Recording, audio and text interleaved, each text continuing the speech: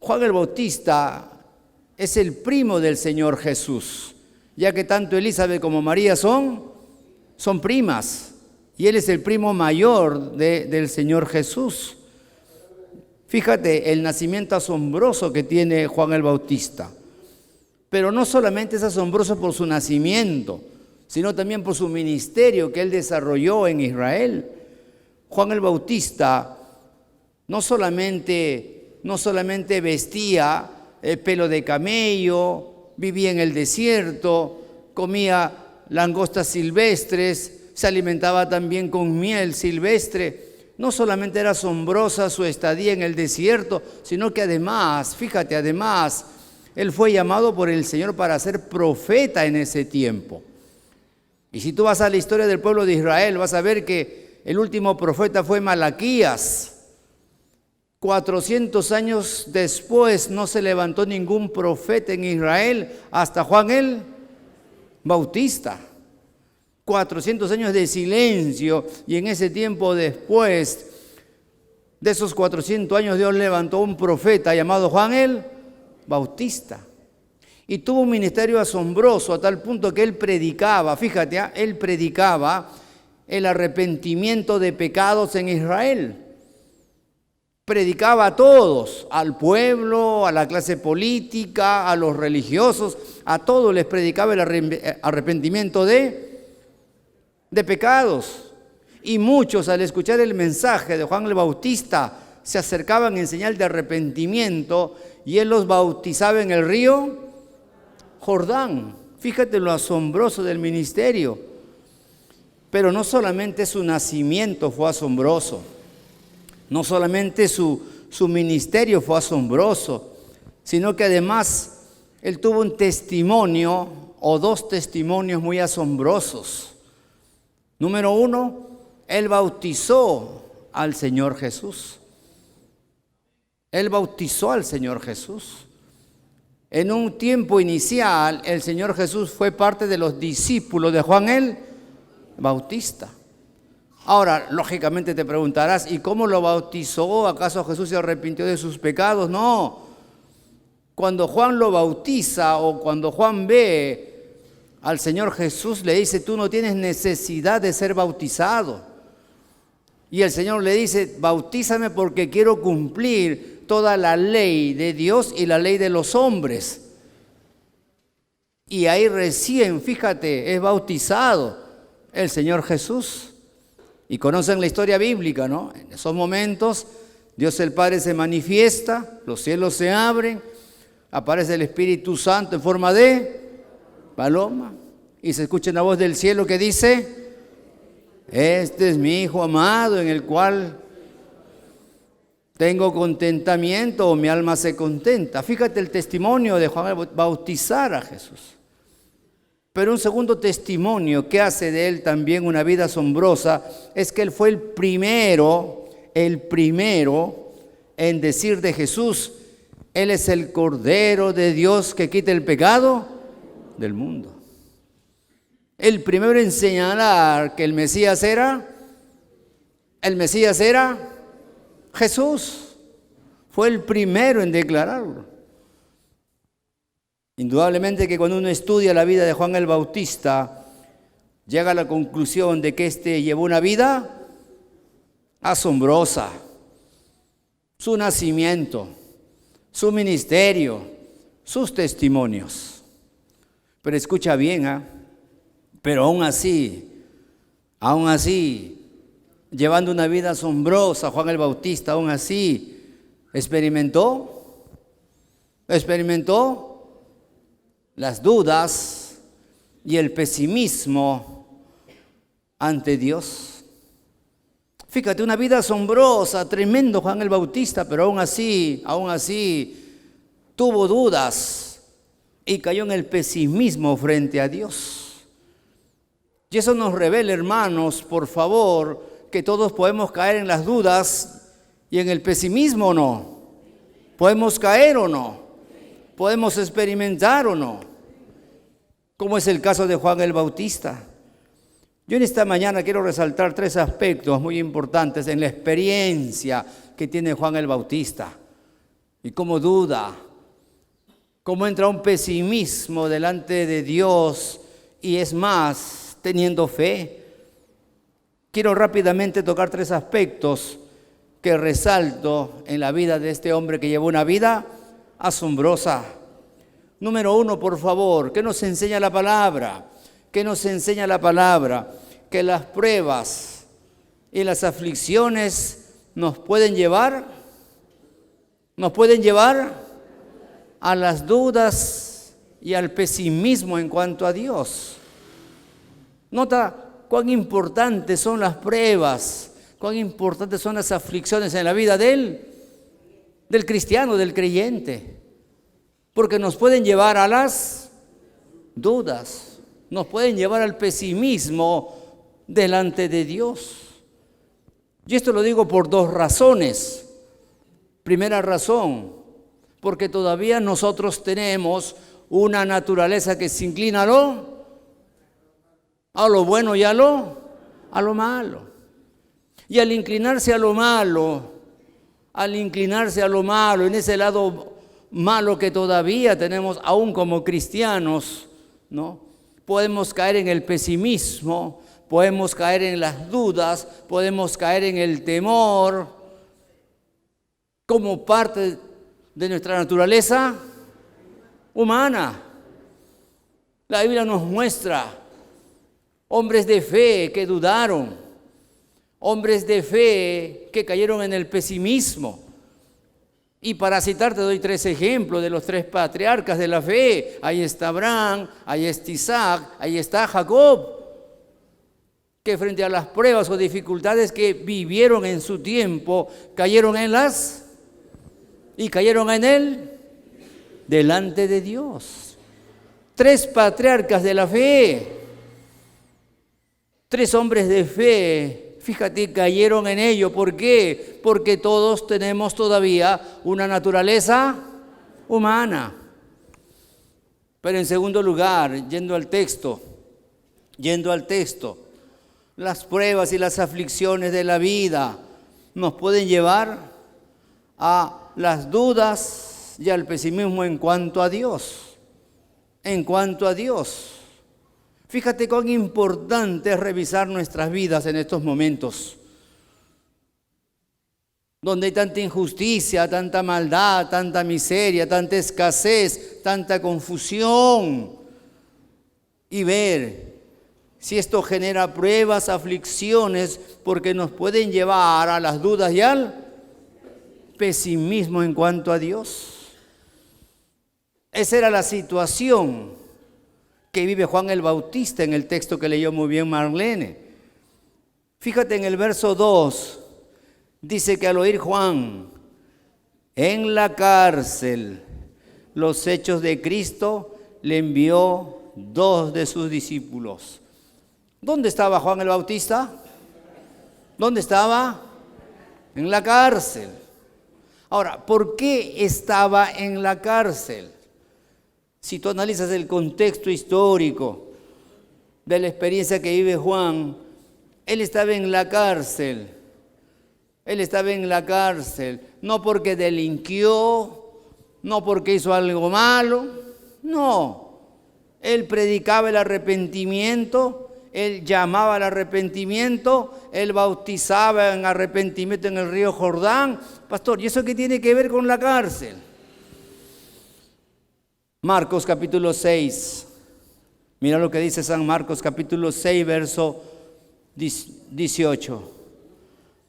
Marcos 6, verso 18. Pastor, ¿y eso qué tiene que ver, pastor, con el arresto, con la cárcel que vive Juan? Marcos 6, 18. ¿Se alguien encontró que diga amén? Fíjate lo que dice Marcos 6, 18. Dice, porque Juan decía a Herodes, porque Juan decía al rey Herodes, no te es lícito tener la mujer de tu hermano. Pero Herodías le acechaba y deseaba matarle y no podía, porque Herodes temía a Juan, sabiendo que era varón justo y santo, y le guardaba a salvo, y oyéndole se quedaba muy perplejo, pero le escuchaba de buena gana. ¿Qué nos dicen estos versículos? Que Juan reprendía ¿a quién? Juan reprendía ¿a quién? Al rey Herodes. Yo cuando leo esto digo, Señor, ¿por qué no levantas siervos y siervas en el nombre de Jesús que reprendan al presidente, que reprendan a los ministros, que reprendan a los congresistas, que reprendan a los corruptos? ¿Cuántos dicen amén? A ver, dale un aplauso al Señor, por favor.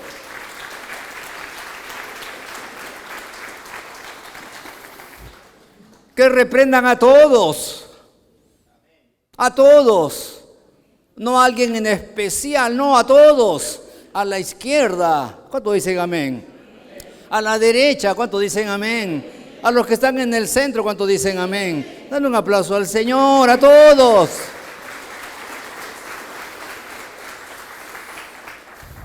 ¿Hace falta que Dios levante hombres así o no?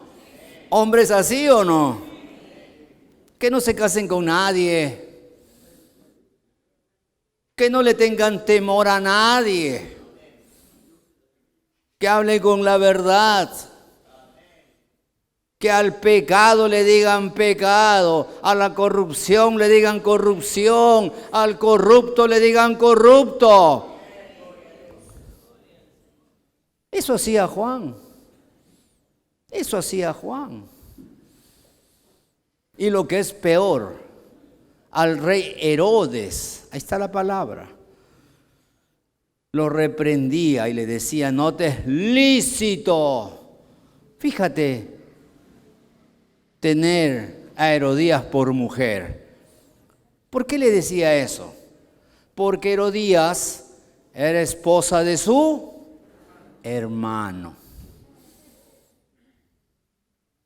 No te es lícito tener a Herodías por mujer, porque Herodías es tu cuñada.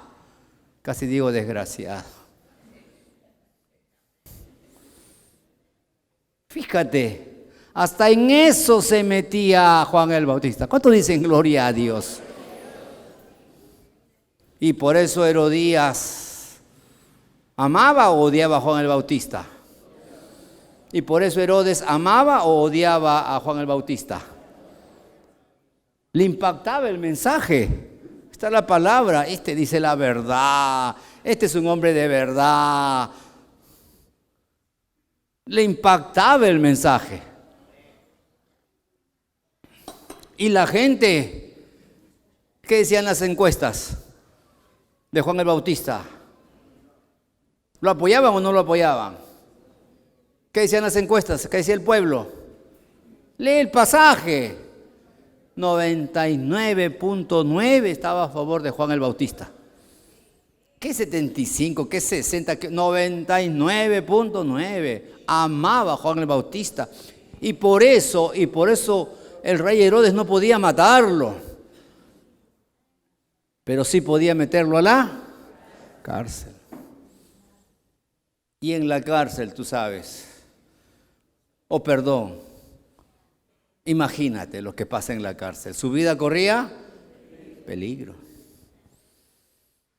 Y en esa circunstancia adversa, en la cárcel, podía pasar cualquier cosa. Su vida corría peligro. Él siente el golpe. Él siente la aflicción por tanta injusticia, tanta maldad. Y cae en la duda, cae en el pesimismo.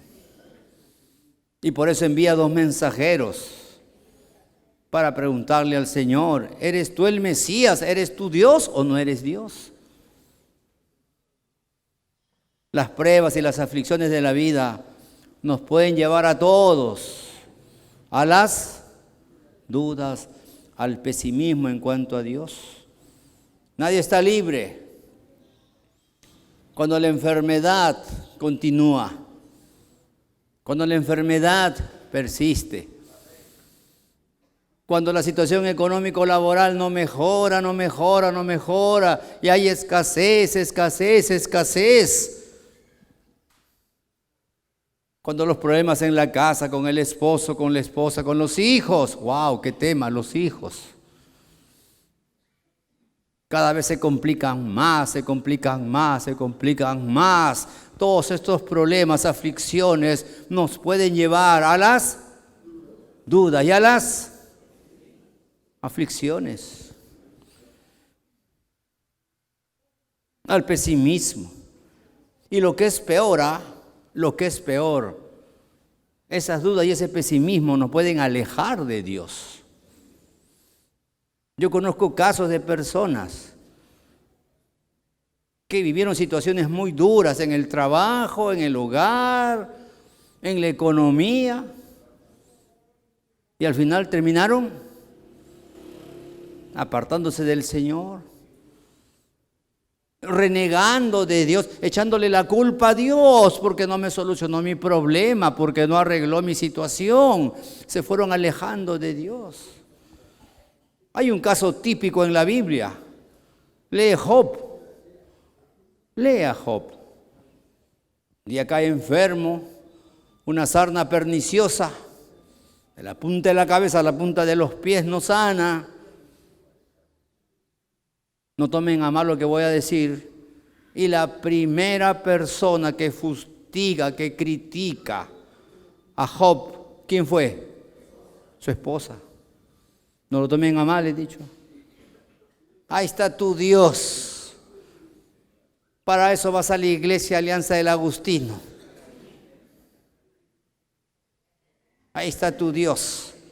Reniega de tu Dios. Sus amigos peor, sus vecinos del Parque Triangular, peor todavía. Este está en pecado, este es pecado, sí, yo lo conozco, yo sabía que el vecino, con cara de yo no fui, pero este es pecador tremendo, bandido, jugador, bueno. Fíjate. Las pruebas y las aflicciones de la vida nos pueden llevar a las dudas, al pesimismo en cuanto a Dios, y lo que es peor, nos pueden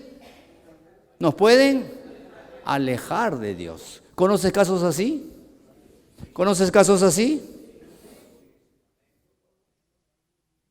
En segundo lugar, las pruebas y aflicciones generan dudas, es cierto. Generan pesimismo, también es cierto. Pero que nos deben acercar ¿a quién? ¿Nos deben acercar a quién? ¿Al diablo o a Dios? ¿Al diablo o a Dios? Dale un aplauso al Señor. Al Señor nos deben acercar a Dios.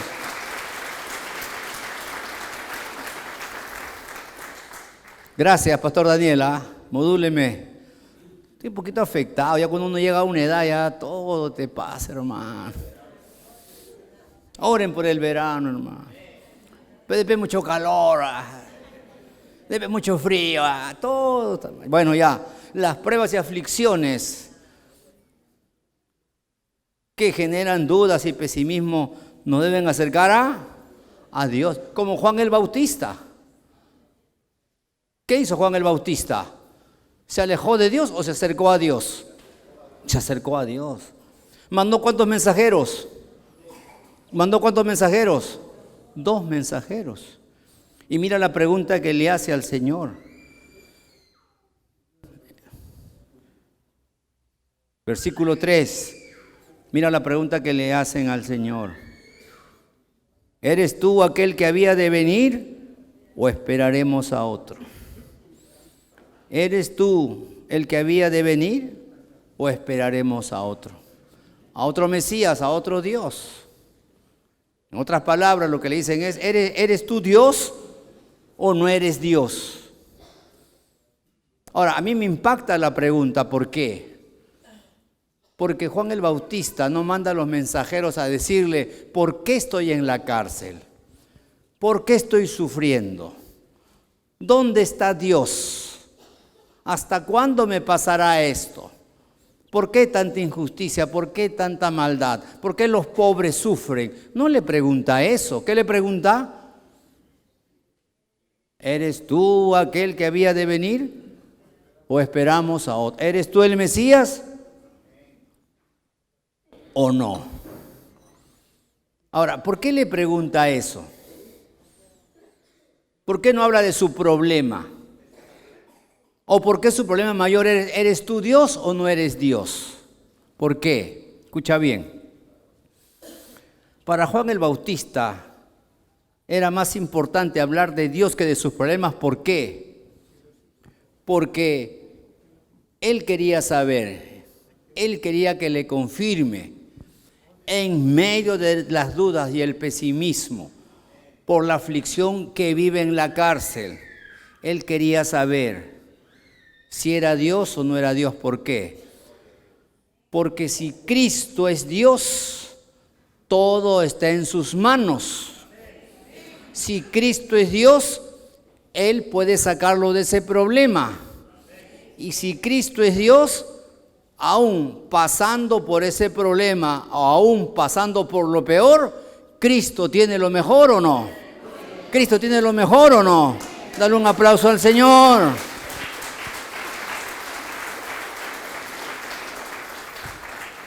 Y por eso la pregunta va dirigida. ¿Eres tú el Señor o no eres el Señor? ¿Y qué le contesta el Señor Jesús? ¿Qué le contesta?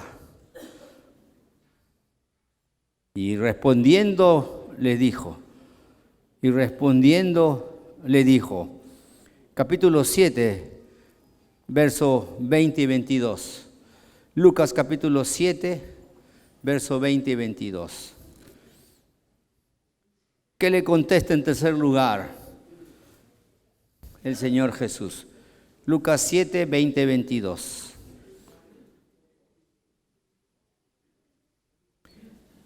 Y respondiendo, Lucas 7, 20, 22.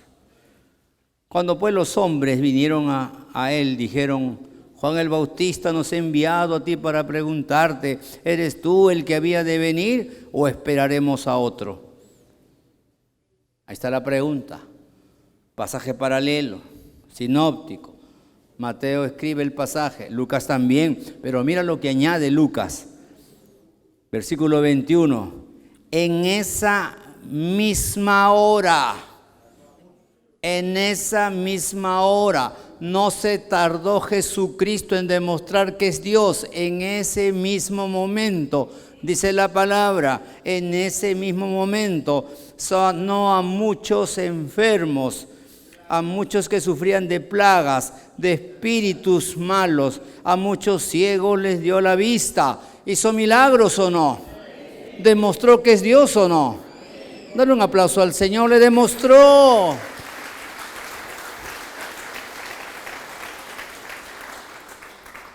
Pablo va a decir, el reino de Dios no consiste solo en palabras, sino en ver el poder de Dios. Dale un aplauso a Jesucristo, por favor. En ver el poder de Dios. El verso 23 termina diciéndole, bienaventurado es aquel que no haya tropiezo en mí. En otra versión, Nueva Traducción Viviente, va a decir, bienaventurado o bendecido es el que sigue confiando en mí. Bendecido es el que sigue confiando en mí. Hermano, hermana, amigo, amiga, las pruebas, las dificultades vendrán todos los días, todos los años, toda la vida. Ay, pastor, no me recuerde eso, pastor. ¿Así es o no? No es que porque eres cristiano o cristiana a ti nomás te pasa, a todo el mundo le pasa. La diferencia es que nosotros tenemos a Cristo. El mundo no tiene a Cristo. Nosotros sabemos que Cristo es Dios. El mundo rechaza a Cristo como Dios. Nosotros tenemos fe, tenemos esperanza. El mundo no tiene fe, no tiene esperanza. Dale un fuerte aplauso al que vive.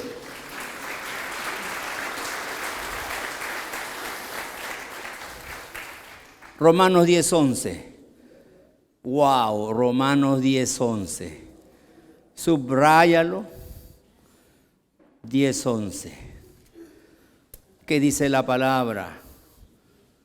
¿Qué dice la Biblia? ¿Alguien lo puede leer en voz alta, por favor? Romanos 10:11, ¿qué dice?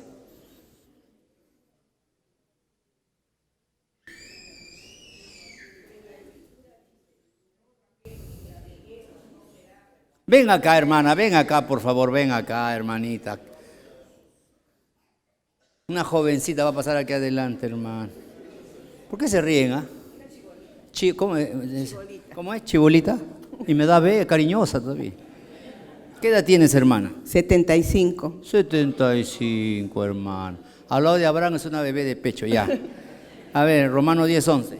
Pues la Escritura dice, todo aquel que en él creyere no será avergonzado. ¿Lo crees, hermana, o no? Amén, pastor. ¿Lo crees, hermana? Dale un aplauso. Todo aquel que en él creyere no será avergonzado. Nadie le ayudó a bajar. Pero como ella es chibolita, bajó rápido. Todo aquel que creyere en Jesucristo no será avergonzado. Es cierto que las aflicciones, es cierto que los problemas económicos, familiares, físicos, laborales, sentimentales, etc., etc., es cierto, hermanos, golpean o no, golpean, afectan, somos seres humanos, pero en lugar de alejarnos de Dios, tenemos que acercarnos al Señor, acercarnos al Señor, como hizo Juan el Bautista, que vio a través de los dos mensajeros cómo el Señor en el momento sanó enfermos, y dijo, bienaventurado, bendecido es el que sigue creyendo en mí. Bienaventurado, bendecido es el que sigue creyendo en mí. ¿Qué problema estás pasando? ¿Qué te afecta? ¿Qué te ha bajoneado? ¿Qué te tiene triste, preocupado, hermano? Ahí está la palabra. Venid a mí, todos los que estáis trabajados y cargados, y yo os haré descansar. ¿Eso es el Señor o no? Para ir terminando. Hace 2 semanas me enteré por el Facebook. A veces entro también para enterarme de algunas cosas. Y me enteré de una familia a la cual queremos mucho, familia Echevarría. Su hijo Percy escribió. Ellos viven más de 40 años en Lurín. 40 años en Lurín. Y escribió y dijo, por favor, apóyennos en oración. Apóyennos en oración. Estamos en la conclusión, por si acaso, ya se ha pegado ahí en la conclusión estamos ya. Apóyennos en oración. ¿Qué ha pasado? La corrupción está en todos lados. ¿Es así o no es así? Está en todos lados, hermano.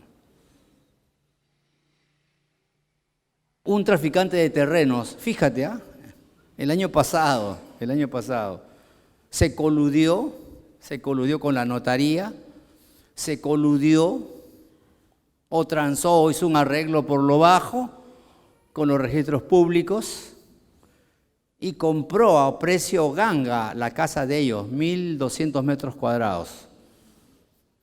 Y ahora vive la mamá, el papá de Percy, su hermano viven ahí. Lo ha comprado a precio ganga y ellos ahora son los propietarios de esa casa a la cual ellos viven más de 40 años. Y ponen ahí traficante de terreno, nos está quitando la casa. Y tú vas a los registros públicos y está el nombre del nuevo comprador. ¿Cómo es posible eso, hermano? Así de podrido está nuestro país por la corrupción, porque la corrupción está en todas partes. Y este hermano pone, por favor, oren, apóyeme en oración. Apóyeme en oración, porque confío en mi Señor. porque confío en mi Señor. Y ahí estamos orando. Ahí estamos orando. ¿Qué te quiero comentar con esto finalmente, hermano? Lo que hemos leído en Romanos capítulo 10, verso 11. Pues la Escritura dice, todo aquel que en Él creyere no será avergonzado. O las pruebas o las dificultades te alejan de Dios o te acercan a Dios. Tú escoge, hermano. Tú escoge. Dios te ama. Él es todopoderoso.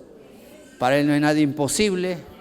Y si por algo tienes que pasar por algo terrible, no importa. ¿Él tiene algo mejor o no? ¿Él tiene algo mejor o no? Dale un aplauso al Señor, por favor.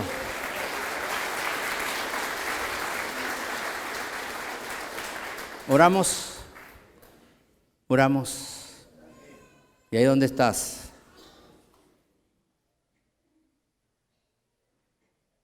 Tal vez ante tantos problemas o situaciones críticas que estás viviendo,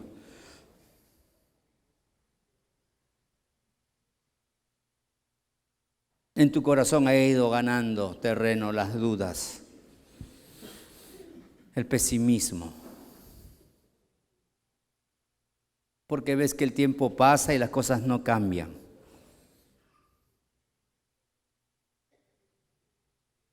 Y te sientes como Juan el Bautista tal vez. Acércate a Dios. Acércate a Cristo. Acércate al Señor. Como dice la palabra, el que creyere en mí no será avergonzado. ¿Deseas hacerlo?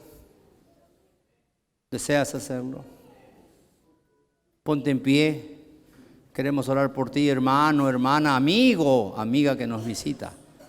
Ponte en pie. Esto es para todos. Esto es para todos.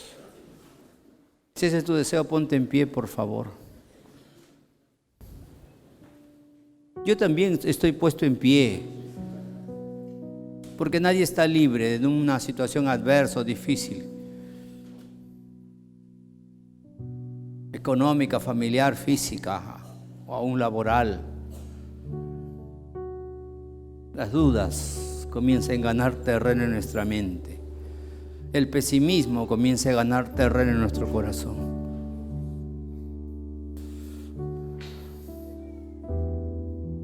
En lugar de alejarnos de Dios y caer en la queja, el resentimiento, acerquémonos al Señor. Acerquémonos al Señor. Porque en Él no seremos avergonzados. Porque en Él no seremos avergonzados.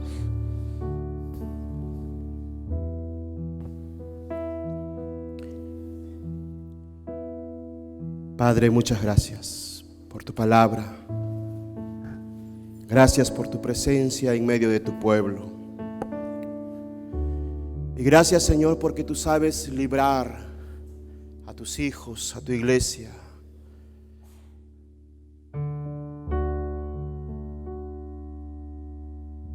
Tú eres el que nos levanta, Señor, en medio del dolor, en medio de la aflicción, de la adversidad. Tú eres el que nos levanta, Señor.